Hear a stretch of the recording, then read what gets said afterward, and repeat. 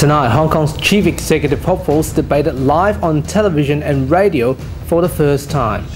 The WA Premier has headed to Singapore to promote trade. Thanks to your company.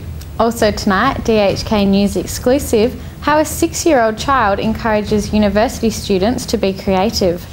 And the student riots continue in Chile's capital, Santiago.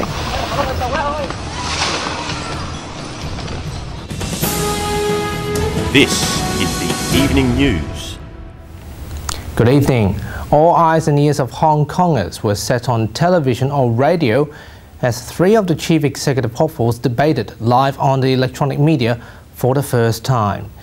The debate heated up when Henry Tang accused its main rival CY Leung of being a serial liar. Mr. Leung denied the allegations and hit back by saying Mr. Tang has made it all up. Meanwhile, the third candidate, Albert Ho, says Mr. Tang's accusations are shocking. Hong Kong correspondent William Mann has filed this report.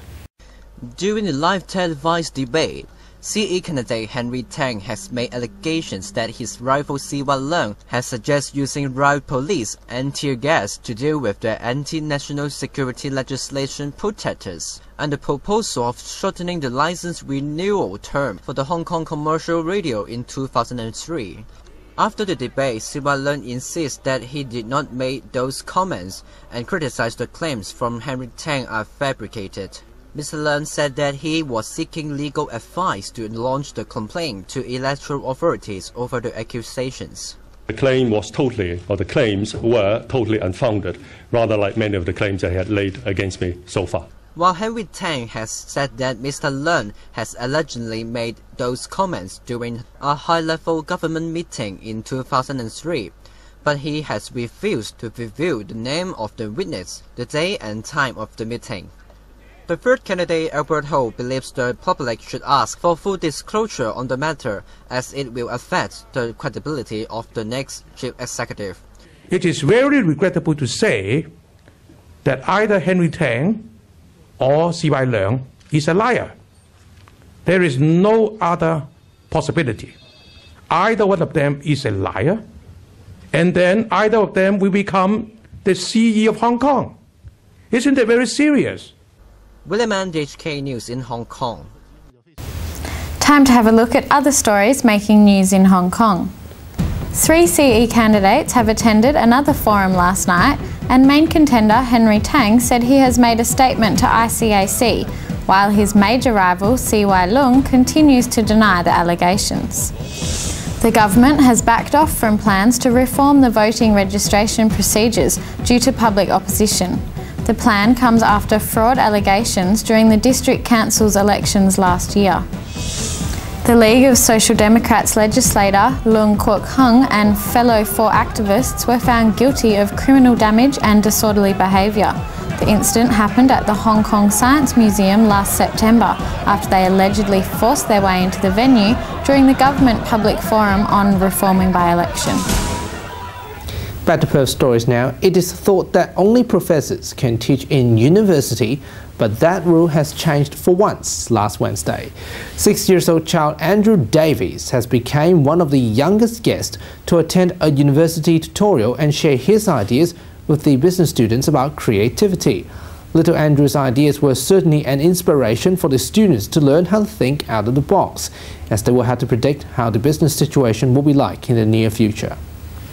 Andrew Davies is a little bright star just at the age of 6. Being awarded as an honour boy last month in his primary school, his painting Seaweed in the Caribbean Sea has exhibited on artist Jay McKay's website last year. With huge creativity in Andrew's little mind, it is a perfect way to inspire the struggling grown-up students at Murdoch University's business school to be creative, as their assignments will be about predicting the business opportunities.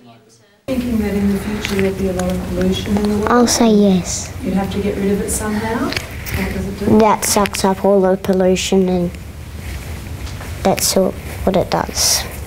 Andrew told DHK News that it is important to stay focused while drawing. Well, I think what I'm going to draw, so I stick to that thing.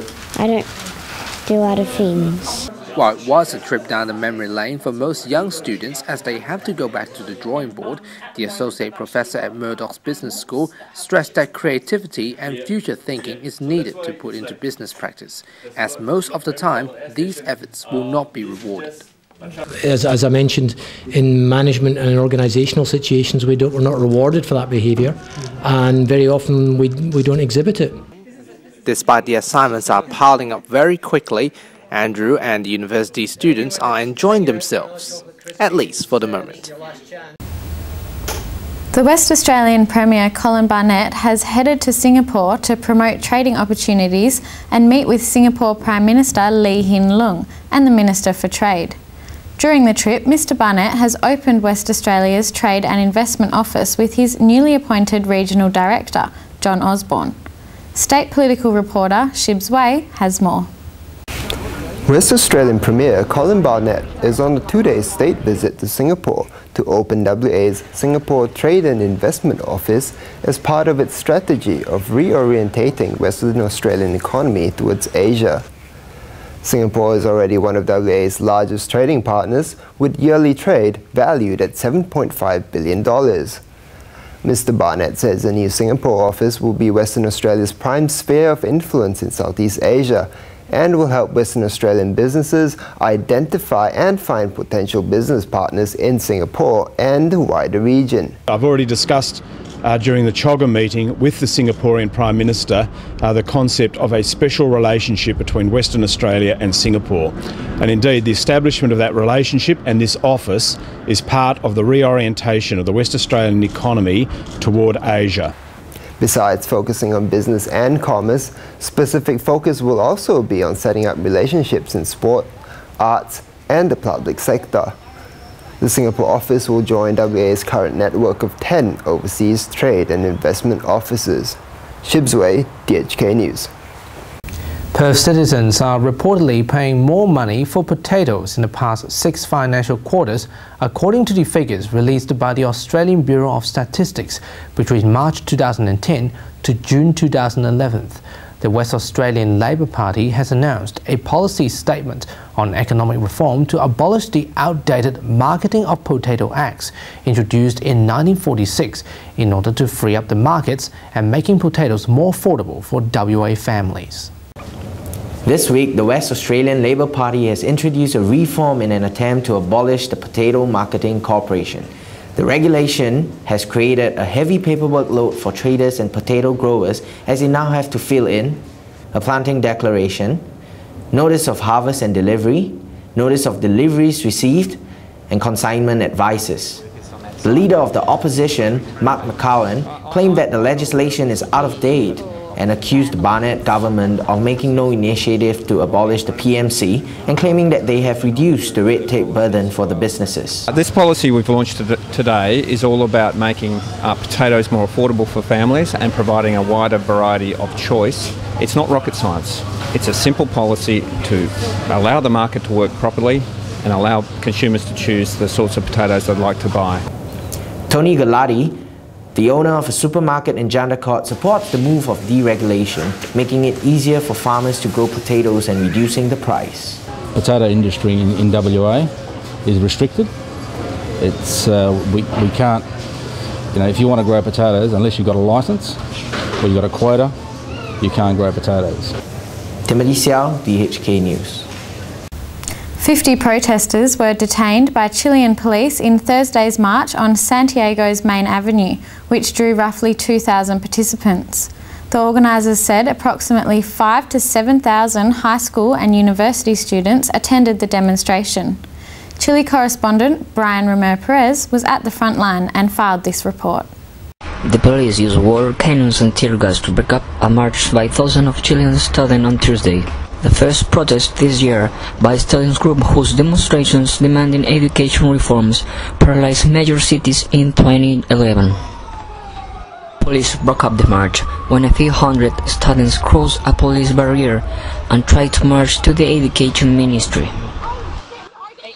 The streams of water knocked over some protesters and others dodged tear gas canisters.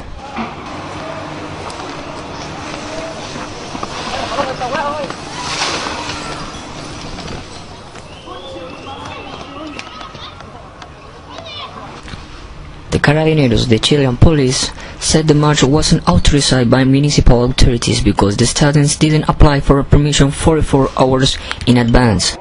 Police also detained a cameraman from Colombia's NTN 24 station.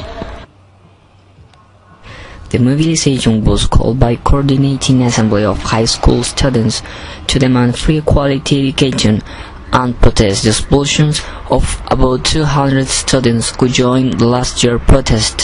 Some university students also joined them. The crisis over education reforms in Chile remains unsolved despite 7 months of mass demonstration last year by the students. The marches have generally been peaceful, but often end with the clashes between police and minority of hood activists throwing stones and Molotov cocktails.